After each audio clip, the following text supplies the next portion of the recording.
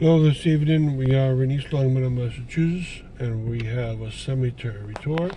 We're in the Green Lawn Cemetery, and what we're going to do is drive around and point out some of the features on the more modern section. There's a very old section on the other side I will show you at one point, but we have another stop just for that one. Now, there's 4 circuits or driveways into this area. We're going through the most modern of all, where they have the year 2000 and beyond burials. Now, it might have started at a churchyard cemetery, but it definitely developed into a lawn-style cemetery. And since it's cut by a public street, you can almost say that one side is churchyard, the other one is lawn. And they didn't even force the other one into being a lawn. Now here is the absolute most modern burials of all. And a lot of space left in this Protestant cemetery. I bet you they even own more beyond those trees.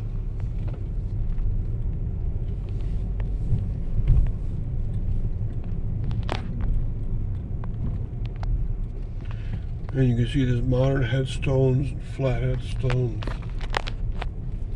Alright, and we did a perimeter loop, but then we're going to do an interior loop, and you'll get to see some of the ones that came from the years around the beginning of the 20th century, so 120 years ago.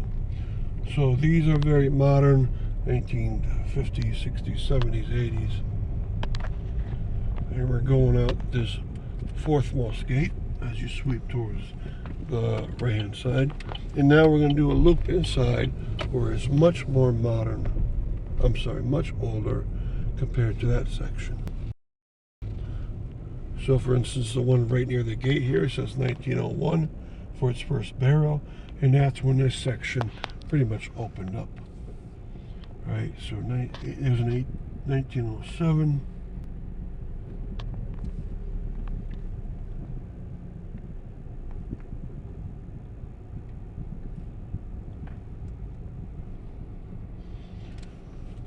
Okay, down my right hand side, my left hand side, there's a big gravestone that's 2nd row back behind the Lewis Walcott one.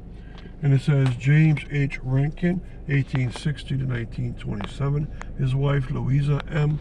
Schneider, 1869 to 1957.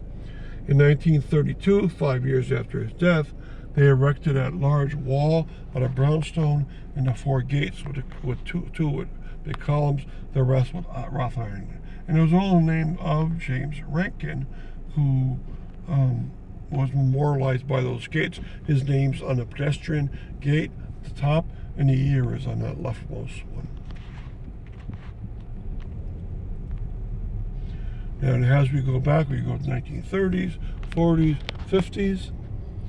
All right, and you see there's a maintenance shed back here, and there's also a beautiful flower garden that they try to make the whole look quite beautiful.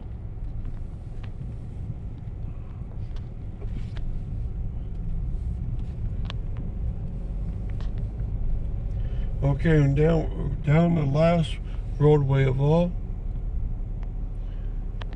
and in the middle of these two interior roadways is a pedestrian gate that is not for cars at all, and that's the one that has his name on it. And they even decorated the inside of it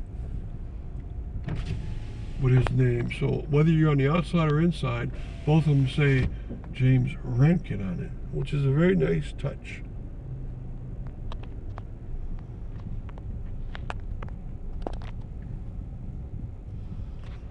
Now, the way this cemetery is made,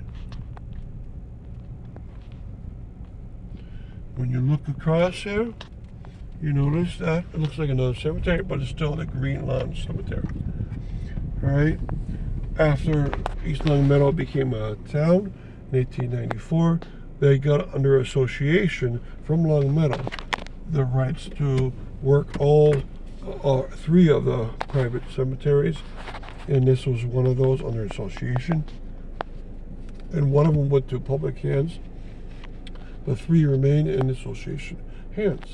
And we're looking at a series of obelisks and tablet forms, some going all the way out to 1828, of course. And we have another stop for that side, so you can look at it and get a good sense of what the whole feels like. So I hope you got some education about what this cemetery is all about, because they even went to the extra touch of making a road cut right in a tar curb by lowering it, so vehicles can still get in there, including lawnmowers, so forth. Thank you very much.